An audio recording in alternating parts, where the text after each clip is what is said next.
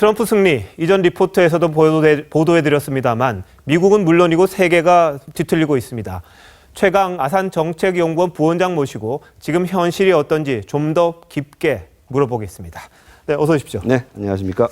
네, 트럼프 승리 비결에 대해서는 뭐 여러 가지 이야기가 나옵니다만 우리 최 박사님께서는 어떻게 보십니까? 가장 핵심적인 건 역시 기득권 세력에 대한 반발, 그리고 박탈감, 네. 그리고 결국 인종의 문제에서 굉장히 백인 중산층이 결집을 했다. 아마 이것이 세 가지가 굉장히 중요한 것이었고, 또 추가적으로 말한다면은 왜 트럼프가 일반 대중한테 어필했나 하게 되면 지금까지 미국 사회 내에서 금기시되어 왔다는 문제를 그냥 터놓고 얘기했다. 그래서 사실 내심 미국 사람들은 그것이 내가 하고 싶은 말이었는데 대신했다라는 그런 통쾌함, 이런 것들이 아마 복합적으로 작용해서 트럼프의 승리의 원인이 되지 않았나 생각합니다. 네. 근데 이번 선거를 보면 백인들이 그동안 좀 참고 있지 않았습니까? 다른 네. 인종이라든지 뭐 다른 나라에 대해서 참고 있다가 뭐 경제가 좀 나빠지니까 이게 정말 폭발을 했다 이런 이야기도 많던데. 그렇죠. 결국 사실 경기가 안 좋아지면서 중산층의 몰락이 아마 가장 큰 원인이 될 거라고 생각합니다. 즉 자기들의 일자리가 소수민족한테 갔다. 우리는 결국 부자들한테 계속 다 뺏겼고 기존 정치권은 결국 우리의 문제를 해결하지 못한다. 그것이 가장 큰 것이 아마 이번 선거 결과가 아닌가 생각합니다. 근데 그런 분들 표 찍고 난 다음에 실제 결과 보고 좀 이럴 수가 있나 놀라지 않았을까요?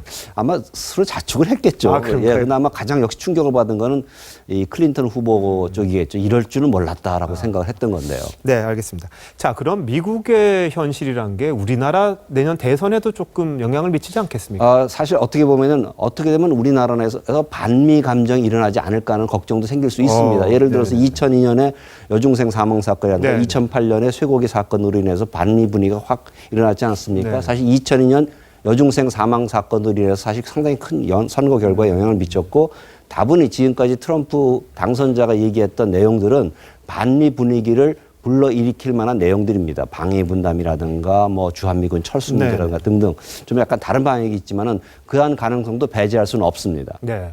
자, 이번 선거에서 말이죠. 민주당은 사실 상원은 자기들이 다수당이 되고 그렇죠. 하원까지도 한번 이겨보자 이런 생각을 했었는데 둘 다 졌습니다. 네. 결국은 지금은 대통령이 민주당이고 상하원이 공화당인데 이제 다음 정권에서는 공화당이 대통령, 상하원 모두를 차지하게 되는데 트럼프가 공약 내건 있지 않습니까? 네. 그 부분들이 실행되는데 더 도움이 될까요? 저는 오히려 공화당이 상하 양원을 잡음으로써 공화당 정통의 정책으로 좀 회귀하는 성향을 보이지 않을까라는 생각을 갖습니다. 그럼 트럼프와는 좀 반대지 않습니까? 트럼프랑 반대일 겁니다. 다시 공화당을 세워야 된다는 쪽에서 아마 공화당이 상하 양원을 장악한 마당에 있어서 좀 더 정통 공화당의 대내외 정책 쪽으로 회귀하는 성향 쪽으로 갈 것 같습니다. 물론 이제 수락 연설에서 이미 트럼프 당선자가 통합을 하겠다, 페어하게 하겠다 등등 얘기하는 걸 볼 적에는 그동안은 이제 일반 대중의 지지를 얻기 위해서 그런 약간 좀 익스트림한 얘기를 했다 하게 되면 앞으로는 좀 더 이 상하 양원과 교류해 가면서 할 수 있는 그러한 쪽으로 가지 않을까 생각합니다. 자, 그럼 관심은 말이죠. 한국과의 관계입니다. 네. 기본적으로 트럼프는 핵무장도 뭐 허용하겠다 이런 이야기를 했는데 그 부분, 그리고 북핵 문제, 또 경제 전반적으로 봤을 때는 어떻게 예상하십니까? 어디를 봐도 결코 호락호락한 게 하나도 없다라는 생각이 듭니다. 물론 첫 번째 보게 되면 북한과도 대화를 할 수 있다, 핵무장도 허용하겠다라는 얘기는 깊이 생각을 하지 않았다라는 생각이 들고요. 한미 관계 전반적으로 볼 적에 있어서 안보와 경제를 보기보다는 경제적 관점에서 한미 관계를 볼 가능성이 상당히 높다. 그리고 비즈니스맨이라서 그렇죠. 결국 돈의 문제에 귀착이 될 것이고 방위 분담을 얼만큼 하느냐, 또한 스스로의 자구 노력을 얼마나 하는가. 예를 들어서 안보 무임승차론을 많이 제기했기 때문에 그러한 쪽에서 우리를 좀 압박하는 쪽이 많겠다라는 그런 걱정을 좀 하게 됩니다. 네네. 자, 그렇다면 말이죠. 이 트럼프가 김정은과 이제 햄버거 먹고 하겠다 이런 이야기도 하고 그랬었는데 우리에게 돈을 더 내라는 이야기는 당연히 하겠죠. 그럼 나중에 말이죠. 지금 사령부가 사실 와야 된 거 아닙니까? 그렇죠. 우리 정권이. 우리는 어떻게 해야 됩니까? 이게 굉장히 어려운 질문입니다. 사실은 뭐 제가 국제회의를 다니면서 외국 사람들이 가장 먼저 물어보는 거는 한국 정치가 어떻게 될 거냐.